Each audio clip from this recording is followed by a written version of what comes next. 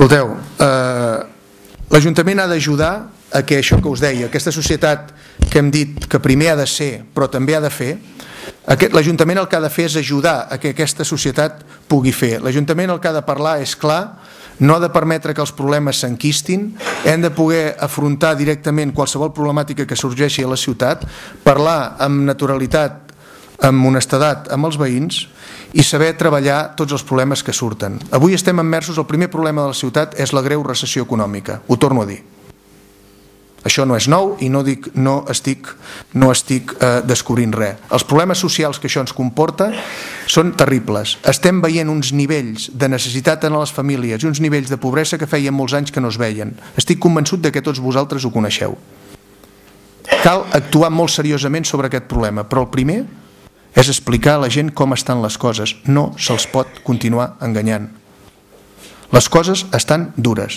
L'Ajuntament de Mataró té a nivell econòmic una situació financera molt delicada. Pot ser-ho encara més delicada en el futur. Jo no vull cridar el mal temps, però les coses són com són. Jo recordo perfectament el 2007 quan avisàvem en el consistori de que no enteníem com era que l'Ajuntament de la ciutat a l'any 2007 pressupostava l'alça, les plusvàlues i les llicències d'obres. No ho compreníem. Els dèiem que estàvem en un moment que no enteníem si l'economia estava en un aterratge. Us en recordeu la paraula aterratge? No sé si era un aterratge suau o no. Doncs aquí l'Ajuntament de Mataró estava pressupostant un increment d'ingressos i, per tant, un increment de despeses. Això no pot de cap de les maneres succeir. El 2009 va tornar a passar i per aquest 2010 torna a passar. Nosaltres, Convergència i Unió, juntament amb altres partits de l'oposició, tot s'ha de dir, els polítics érem els únics que clamaven contra aquesta situació. Afortunadament, i dic afortunadament, no crec que el govern en aquest moment s'ho estigui prenent prou seriosament, però aquest és el nostre esforç, afortunadament, dic, l'interventor aquest any ja en les comptes públiques ja les ha posat en dubte. Almenys a les empreses del grup municipal PUMSA ja li ha dit que el nou endeutament no està assegurat el seu retorn i que no és lògic que una empresa com PUMSA en aquests moments s'estigui endeutant per pagar nòmines. Aquesta situació jo no us vull amagar que és delicada i qualsevol de vosaltres recordareu que fa 15 dies a l'Ajuntament de Santa Coloma va sortir com a gran notícia a la televisió de que l'interventor municipal ja havia avisat als polítics que la situació econòmica era la que era i els polítics continuaven firmant crèdits. Doncs això està passant també a l'Ajuntament de Mataró. És senzillament per mi una ceguesa d'aquesta situació que us deia abans, de continuar tirant endavant sense adonar-nos que els ingressos no són els que són. I si cal, ens fem trampes al solitari. Si cal, doncs el mes de juny passat fem un pla de sanejament econòmic dient que vendrem no sé quant, que els 400 aparcaments que tenim en estoc en vendrem un 75% en els propers 3 anys. De 400, diem que en 3 anys en vendrem un 75%, en vendrem 300 en els propers 3 anys, i l'any passat en van vendre 15. Això és com aquell que fa trampes, se'n va al banc, li ensenya uns balanços dolents i el banc s'ho creu. El banc s'ho creu perquè hi ha l'Ajuntament de Mataró, és a dir, tots nosaltres, i els hi deixa diners, però això està a punt d'acabar-se.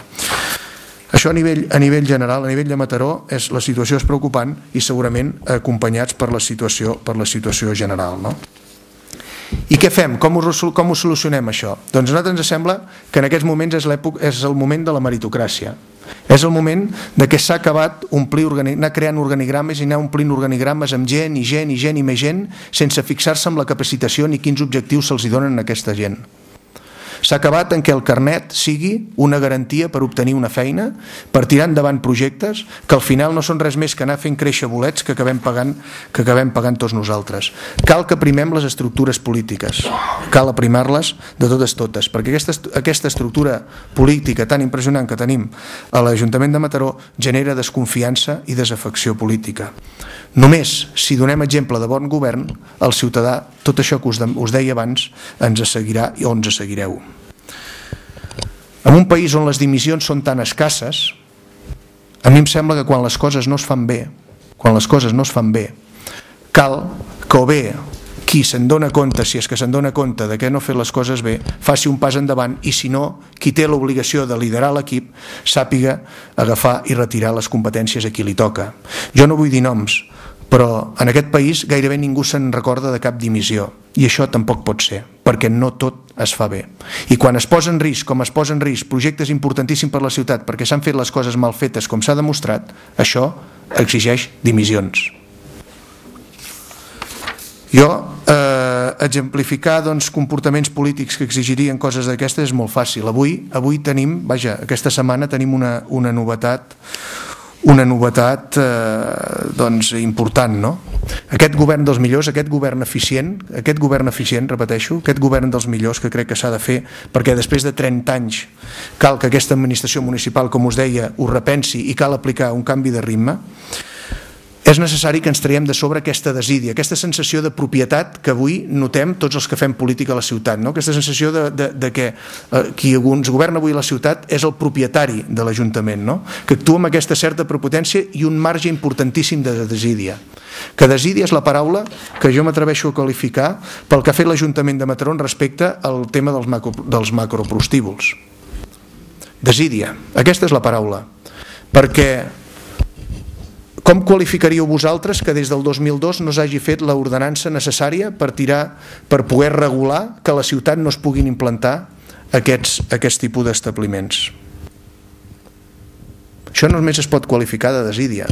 Això és un govern que ha perdut el nord, que està desorientat, que no sap on va i que a sobre, quan es troba les circumstàncies d'aquestes, utilitza la mentida, ens enganya, perquè el que està fent l'Ajuntament de Mataró en aquests moments per boca de la regidora de Promoció Econòmica és faltar a la veritat. Des del juny, nosaltres ens assabentem, Convergència i Unió i els altres, que jo sàpiga, tots els partits de l'oposició, ens assabentem d'aquesta circumstància el dissabte al dematí, a través dels mitjans de comunicació. Això s'ha tramitat, aquesta llicència l'ha tramitat l'Ajuntament de Mataró com una sala de festes amb annexes, com si fos una pastisseria, sense fixar-se absolutament en res més.